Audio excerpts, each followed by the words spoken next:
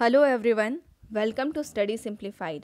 Today we are going to study about Speaker and Deputy Speaker of लोक सभा। जैसा कि आप लोग को पता है कि हमारी पॉलिटी की सीरीज़ चल रही है, तो इसी सीरीज़ को आगे कंटिन्यू करते हुए आज की क्लास में हम लोग speaker and deputy speaker of Lok सभा के बारे में पढ़ने वाले हैं। ये एक छोटा सा टॉपिक है but again it is very important from exam point of view, क्योंकि यहाँ से आपको 2-3 क्वेश्चन एग्जाम्स में देखने को मिल सकते हैं। ऑब्वियसली एक एग्जाम में एक ही क्वेश्चन देखने को मिलेगा, बट यहाँ पे 2-3 क्वेश्चन एग्जाम्स के लिए अराइज हो सकते हैं, जो कि हम लोग डिस्कस करेंगे लेक्चर के साथ। तो चलिए स्टार्ट करते हैं। Who is the speaker? तो स्पीकर जो होते हैं, he is the presiding officer of Lok Sabha as well as he is the highest authority of Lok Sabha, जो कि हाउस ऑफ पीपल होता है। लास्ट क्लास में मैंने आपको 2 हाउसेस ऑफ पार्लियामेंट के बारे में डिटेल में बता रखा है, तो अगर आपने वो वीडियो नहीं देखा है तो एक बार देखिएगा ताकि आपका कंसेप्ट क्लियर हो जाए। तो जो स्पीकर होते हैं, he is the presiding officer of Lok सभा एंड स्पीकर के एब्सेंस में, लाइक जब स्पीकर की सीट वैकेंट हो या वो एब्सेंट हो from a sitting of house, तब क्या होता है कि जो डिप्टी स्पीकर होते हैं वो प्रिसाइड करते हैं meeting and sessions of Lok सभा इनके एब्सेंस में। एंड जब डिप्टी स्पीकर ऐसा कर रहे हो तो he is given the same power as that of speaker while presiding. Okay, अब क्या होता है कि स्पीकर एंड डिप्टी स्पीकर कैसे आते हैं, कैसे इलेक्ट होते हैं, आपके मन में ये क्वेश्चन आ रहा होगा। तो जो लोकसभा के मेंबर्स होते हैं उनमें से ही ये इलेक्ट होके आते हैं। जनरली क्या होता है कि जो फर्स्ट मीटिंग होता है लोकसभा का, उस टाइम पे लाइक क्या हुआ कि सपोज कीजिए न्यू गवर्नमेंट फॉर्म होके आई, न्यू मेंबर्स आए, ठीक है। अब पहला मीटिंग होगा लोकसभा में, तो इसमें जो बनना चाहता है स्पीकर या डिप्टी स्पीकर बनना चाहते हैं candidate, like there are 3 candidates मान लीजिए जो स्पीकर बनना चाहते हैं, तो इनके बीच में इलेक्शन होगा, एक वोटिंग कराया जाएगा जिसमें पार्टिसिपेट करेंगे मेंबर्स ऑफ लोकसभा ऑब्वियसली। तो क्या होता है कि जिसको सबसे ज़्यादा वोट मिले, लाइक कैंडिडेट को 2 को सबसे ज़्यादा वोट मिल रहा तो ये स्पीकर बन जाएगा। उसी तरीके से कोई डिप्टी स्पीकर बनना चाहता है एंड यहाँ पे 3 कैंडिडेट अगेन खड़े हैं, तो जिसको सबसे ज़्यादा वोट मिलेगा, लाइक कैंडिडेट 1 को यहाँ पे सबसे ज़्यादा वोट मिल रहा है तो ये डिप्टी स्पीकर बन जाएगा। तो सिंपल है, speaker and deputy speaker are elected among members of Lok Sabha. और ये कब होता है? ये फर्स्ट मीटिंग ऑफ लोकसभा में होता है अंडर प्रोटेम स्पीकर। अब ये प्रोटेम स्पीकर क्या है तो ये मैं आपको आगे बताऊंगी वीडियो में, ठीक है। तो जिसको सबसे ज़्यादा वोट मिल रही है वो स्पीकर एंड डिप्टी स्पीकर बन जाते हैं, ठीक है। अब देखो क्या है कि जो स्पीकर है एंड डिप्टी स्पीकर है normally hold office during the life of house. Life of house मतलब कि यही बोला जा रहा है कि जो जनरली 5 साल का इनका टर्म होता है तब तक वो हाउस को होल्ड कर सकते हैं, बट लोकसभा अगर पहले डिसॉल्व हो जाए तो इनको भी अपना सीट वैकेट करना पड़ेगा, ठीक है। His office can be terminated earlier also, and वो क्या पॉइंट्स है वो हम लोग देख लेते हैं। By his ceasing to be the member of house. Ceasing यहाँ पे क्या बोला जा रहा है कि अगर मान लीजिए किसी कारणवश वो मेंबरशिप लूज कर देते हैं हाउस ऑफ पार्लियामेंट से, तो ऑटोमेटिक उनका जो स्पीकर का पोस्ट है वो भी वैकेट हो जाएगा। सेकंड पॉइंट क्या बता रहा है? By resigning in writing. अगर वो अपने मन मर्जी से रिजाइन करना चाहते हैं तो वो रिजाइन कर सकते हैं। वो रेजिग्नेशन किसको सबमिट करेंगे? डिप्टी स्पीकर को करेंगे। एंड ये क्वेश्चन एग्जाम में पूछा जा चुका है, इसको मार्क डाउन कर लीजिए। जो हमारे स्पीकर होते हैं वो रेजिग्नेशन सबमिट करते हैं डिप्टी स्पीकर को, एंड जो डिप्टी स्पीकर होते हैं वो अपना रेजिग्नेशन किसको सबमिट करते हैं? स्पीकर को करते हैं। तो ये वाइस वर्सा है यहाँ पे, तो इसको याद रखिएगा। थर्ड पॉइंट क्या है? By removal from office by a resolution passed by majority of all the then members of the house. यहाँ पे क्या बोला जा रहा है कि अगर उनके अगेंस्ट एक रिजोल्यूशन पास हो जाए लोकसभा में एंड जो मेजोरिटी ऑफ मेंबर्स उनके अगेंस्ट में फेवर वोट कर दे, ठीक है, तो उनको रिमूव किया जा सकता है। बट इसके पहले क्या होगा कि 14 डेज का नोटिस देना होगा। A resolution to remove the speaker cannot be moved until at least 14 days notice has to be given, ठीक है। यहाँ पे यही बोला जा रहा है कि पहले 14 डेज का नोटिस देना होगा, उसके बाद रिजोल्यूशन पास किया जा सकता है। अब इसमें क्या है कि ये मैं आपको एक बार समझा देती हूँ कि इनको रिमूव करने के लिए रिजोल्यूशन लोकसभा में पास करना होगा ऑब्वियसली, क्योंकि ये लोकसभा के मेंबर हैं। एंड इसको कैसे पास करना होगा? तो मेजोरिटी यहाँ पे दे रखा है, majority of all the then members of house. यहाँ पे द देन मेंबर आप क्या समझ रहे हैं इससे? इससे यही मतलब हुआ कि जो 50% ऑफ टोटल स्ट्रेंथ है उससे ज़्यादा लोग अगर वोट कर दे अगेंस्ट रिमूवल ऑफ स्पीकर तो ये पास हो जाएगा। अगर मैं आपको समझाऊं तो देखो, लोकसभा में टोटल स्ट्रेंथ, मैक्सिमम स्ट्रेंथ की बात नहीं कर रहे यहाँ पे टोटल स्ट्रेंथ जो एट प्रेजेंट है उसकी बात कर रहे हैं। तो आपको मैंने बताया था कि 545 हुआ करता था, बट ये क्या हो गया, अब ये 543 हो गया करेंटली। ये कैसे हुआ, तो जो 2 सीट्स थी एंग्लो इंडियन कम्युनिटी की वो रिमूव कर दी गई। लास्ट क्लास में मैंने इसके बारे में बता रखा है, तो आप मेरे को कमेंट सेक्शन में बताइएगा कि कौन से कॉन्स्टिट्यूशनल अमेंडमेंट से ये 2 सीट रिमूव की गई है। तो जैसा कि हम लोग बात कर रहे थे, एट प्रेजेंट कितनी सीट हो गई है, 543 सीट्स हो गई है। तो इसके 50% से ज़्यादा लोग अगर वोट कर दे for the removal of speaker, तो स्पीकर को अपना सीट वैकेट करना पड़ेगा। इसका 50% कितना हुआ, तो डिवाइडेड बाई 2 कर लीजिए, तो ये कितना आ रहा है, ये आ रहा है 272। ठीक है, 272 से ज़्यादा लोग अगर स्पीकर के अगेंस्ट में वोट कर दे उनके रिमूवल के लिए, तो उनको अपना सीट वैकेट करना पड़ेगा। तो यहाँ पे यही बोला जा रहा है, एंड इसके लिए 14 डेज का नोटिस गिवन मैंडेटरी है। ठीक है, अब हम लोग आगे देखते हैं। While a resolution for his removal is under consideration, speaker cannot preside, but he can speak in, take part in proceeding of house and vote except in case of equality of votes। अब ये मतलब क्या हुआ, मैं ये आपको बताऊंगी, मगर पहले आप इसके नीचे वाला पॉइंट को पढ़िए उसके बाद।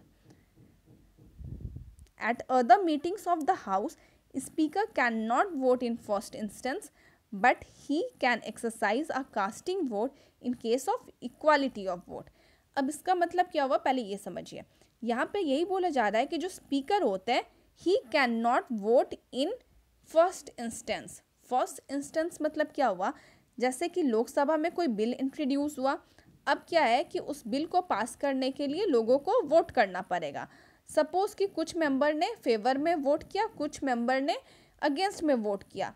अब अगेंस्ट वाले का रेशियो ज़्यादा है, ठीक है, तो वो बिल पास नहीं होता। बट अगर कोई ऐसा सिचुएशन आ गया जिसमें 50% फेवर में वोट कर रहे हैं एंड 50% अगेंस्ट में वोट कर रहे हैं, तो उस सिचुएशन में स्पीकर के पास पावर है कि वो टाई ब्रेक करने के लिए वोट कर सके, जिसको कास्टिंग वोट बोलते हैं। और ये होता है इन केस ऑफ इक्वालिटी, जो 50-50% का सिचुएशन आ गया, to resolve the deadlock speaker क्या करते हैं, यहाँ पे कास्टिंग वोट डालते हैं। तो जनरली ऐसा ही होता है, ठीक है, जब भी कोई बिल आया स्पीकर वोट नहीं करते हैं, बट अगर इक्वालिटी ऑफ वोट की सिचुएशन आ गई तो स्पीकर कास्टिंग वोट डालते हैं। ठीक है, अब देखिए इसके पहले वाला सेंटेंस। अब क्या है कि स्पीकर जो है उनके ऊपर रिमूवल का रिजोल्यूशन पास हो गया है एंड वो कंसिडरेशन में है, तो उस केस में क्या होगा कि ये इक्वालिटी ऑफ वोट वाली सिचुएशन में अब वोट नहीं कर सकते हैं, अब ये अपना कास्टिंग वोट नहीं डाल सकते हैं। तो अब ये क्या करेंगे, तो अब ये फर्स्ट इंस्टेंस में वोट डालेंगे। तो वही यहाँ पे बोला जा रहा है कि ये प्रिसाइडिंग ऑफिसर तो नहीं रहेंगे, प्रिसाइड तो नहीं करेंगे, बट क्या होता है कि he can speak in, take part in proceeding of house and can vote, vote भी करेंगे, फर्स्ट इंस्टेंस में वोट करेंगे। और ये सिचुएशन कब की बात हो रही है, तो ये उस समय की बात हो रही है अगर इनके ऊपर जो रिजोल्यूशन है वो अंडर कंसिडरेशन होगा। ठीक है, उनके रिमूवल के लिए रिजोल्यूशन पास हो गया होगा और अंडर कंसिडरेशन होगा, उस केस का ये बात है। तो आई होप कि आप ये दोनों पॉइंट समझ गए होंगे एंड ये इम्पॉर्टेंट है। ठीक है, तो याद रखिएगा एग्जाम में पूछ लिया जाता है ये कास्टिंग वोट के बारे में कि स्पीकर जो होता है वो फर्स्ट इंस्टेंट में वोट नहीं करता है, इक्वालिटी ऑफ वोट में वोट करता है। ठीक है, अब देखिए, अब यहाँ पे कुछ पावर्स के बारे में डिस्कस किया गया है, प्रिसाइडिंग ऑफिसर के बारे में, स्पीकर के बारे में, तो वो हम लोग देखते हैं। The speaker has final power to maintain order within Lok Sabha and interrupt its rule of procedure. तो यहाँ पे यही बोला जा रहा है कि he is responsible for maintaining order and decorum of the house. In absence of quorum the speaker adjourn the house और suspend the meeting until there is a quorum. ये बहुत इंपॉर्टेंट पॉइंट है एंड ये exam में बहुत बार पूछा गया है। पहले तो आप ये क्वारम वर्ड का मतलब समझिए। क्वारम क्या होता है, 1/10 of total strength of the house. अभी हम लोग लोकसभा की बात कर रहे हैं, तो 1/10 ऑफ टोटल स्ट्रेंथ क्या है, तो टोटल स्ट्रेंथ जो है 543, मैंने बताया आपको 543 कैसे हुआ। तो जो टोटल स्ट्रेंथ है उसका 1/10 मेंबर अगर प्रेजेंट हो तो वो क्वारम होगा। ठीक है, अगर 1/10 मेंबर प्रेजेंट नहीं है तो हम लोग बोलते हैं कि क्वारम नहीं है, और जब क्वारम नहीं होगा तब स्पीकर के पास पावर है कि ये मीटिंग को एडजर्न कर दे, सस्पेंड कर दे until there is next quorum। जब तक 1/10 ऑफ टोटल स्ट्रेंथ प्रेजेंट नहीं होंगे तब तक ये मीटिंग कंटिन्यू नहीं कर सकते। तब क्या होता है कि ये ऐसे केसेस में सस्पेंड कर देते हैं मीटिंग। तो एग्जाम में बहुत बार पूछा जा चुका है, इसको मार्क डाउन कर लीजिए, ठीक है। नेक्स्ट पावर के बारे में हम डिस्कस करते हैं। The speaker conducts in regulating the procedure और maintaining order of house and can not be question in the court. ये तो खैर आप समझ गए होंगे। The speaker preside over a joint sitting of 2 houses of parliament. ये बहुत इंपॉर्टेंट है, इसको मार्क डाउन कर लीजिए। ये बहुत बार एग्जाम में पूछा जा चुका है कि स्पीकर जो होते हैं वो प्रिसाइड करते हैं जॉइंट सीटिंग ऑफ 2 हाउसेस। और ये जो जॉइंट सीटिंग है ये कैसे हुआ, तो देखो क्या होता है कि जैसे मान लो लोकसभा से कोई बिल पास हो गया एंड राज्यसभा से वो बिल पास नहीं हो पा रहा है। लोकसभा से पास हो गया, राज्यसभा से पास नहीं हो पा रहा है। तो जब 6 महीने का वक्त बीत जाता है तो क्या होता है, जो हमारे प्रेसिडेंट होते हैं वो ज्वाइंट सीटिंग कॉल करते हैं। तो कई बार एग्जाम में पूछा जाता है कि ज्वाइंट सीटिंग सम्मन कौन करता है, तो ज्वाइंट सीटिंग को सम्मन करते हैं हमारे प्रेसिडेंट, कॉल करते हैं members of Lok Sabha and Rajya Sabha को कि आप लोग आइए, ठीक है। सम्मन तो वो किए, मगर जो प्रिसाइड करने वाली बात होती है वो स्पीकर प्रिसाइड करते हैं। यहाँ पे जो चेयरमैन होते हैं राज्यसभा के उनके पास पावर नहीं है प्रिसाइड करने का।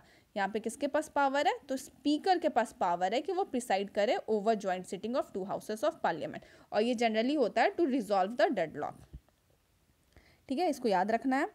नेक्स्ट हम लोग देखते हैं, when a money bill is transmitted from Lok Sabha to Rajya Sabha the speaker may certify that it is money bill.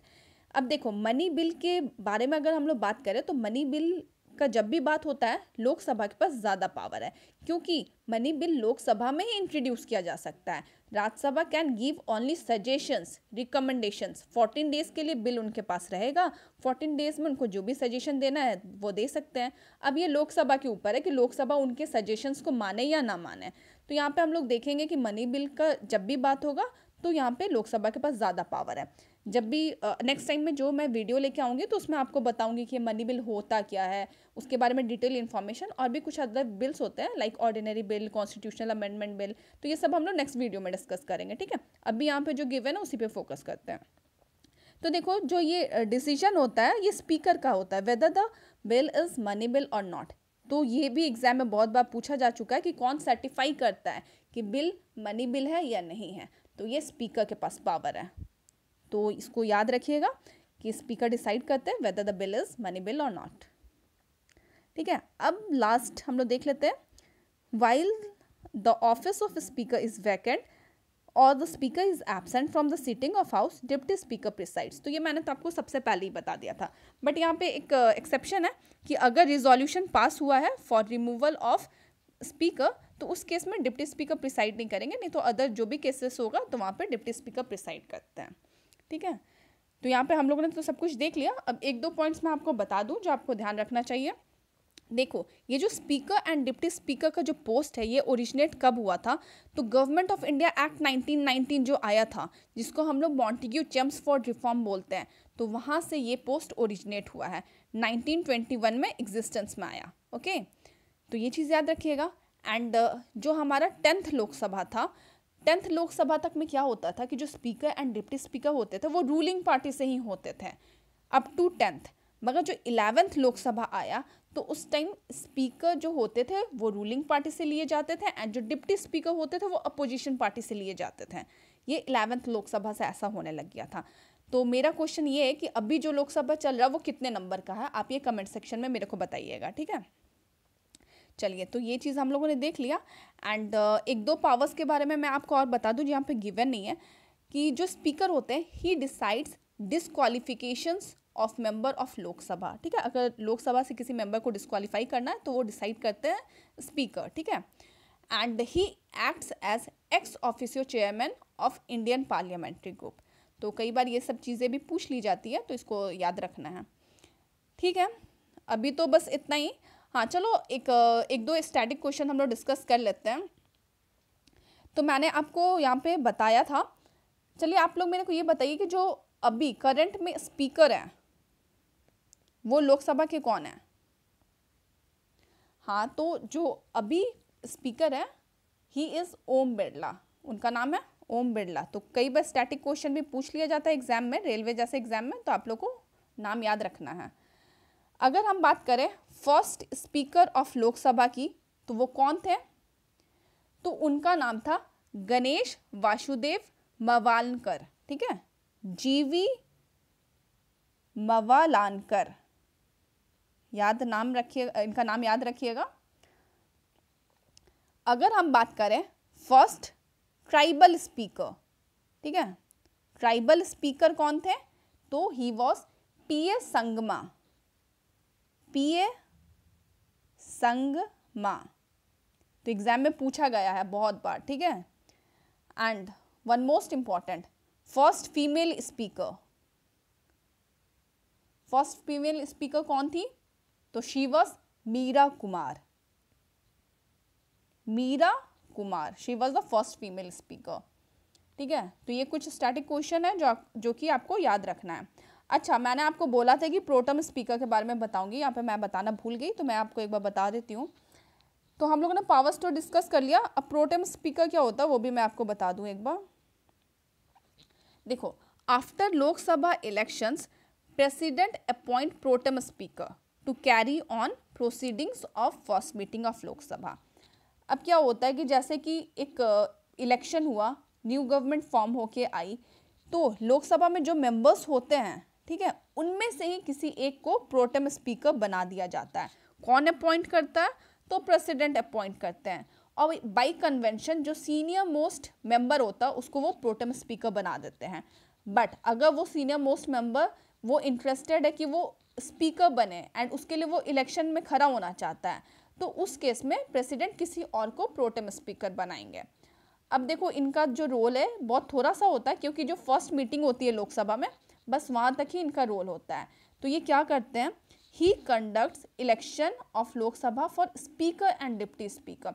मैंने आपको बताया था ना कि स्पीकर और डिप्टी स्पीकर के लिए जो इलेक्शन होता है, जिसको सबसे ज़्यादा वोट मिलता है वो बन जाता है स्पीकर एंड डिप्टी स्पीकर, तो इनके अंडर में ही होता है। अब देखो, पहले मीटिंग में इनको ही प्रोटेम स्पीकर बनाया गया, अब उस पहले मीटिंग में यही कंडक्ट करवा रहे हैं election speaker and Lok Sabha, speaker and deputy speaker of Lok Sabha के लिए। अगर ये खुद खड़ा होना चाहते हैं स्पीकर के लिए, तो प्रेसिडेंट किसी और को प्रोटेम स्पीकर अपॉइंट कर लेंगे, ठीक है। तो ये प्रोटेम स्पीकर के बारे में मैंने आपको बता दिया। आई होप कि सब कुछ हम लोगों ने कवर कर लिया है। चलिए, ठीक है, अगर आपको कोई क्वेरी होगा तो आप कमेंट बॉक्स में पूछिएगा। मिलते हैं अगले वीडियो में। Thanks for watching.